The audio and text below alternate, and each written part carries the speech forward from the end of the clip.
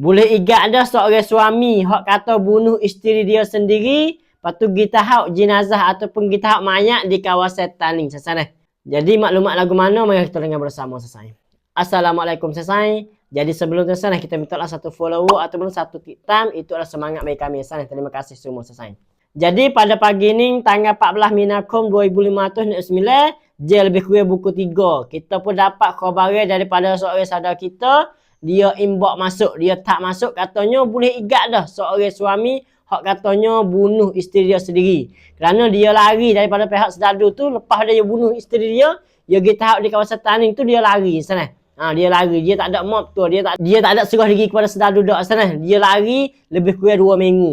Dalam masa 2 minggu ni, bukan kata serdadu duduk saja, bukan kata pihak serdadu tu tak ada pada, pihak serdadu pun duduk cari sana. Dan juga orang kampung sendiri pun pakat-pakat duduk bitah. Sebab kata seorang suami hak buat kena isteri tu, dia pun ada berdiri punya khabar sana.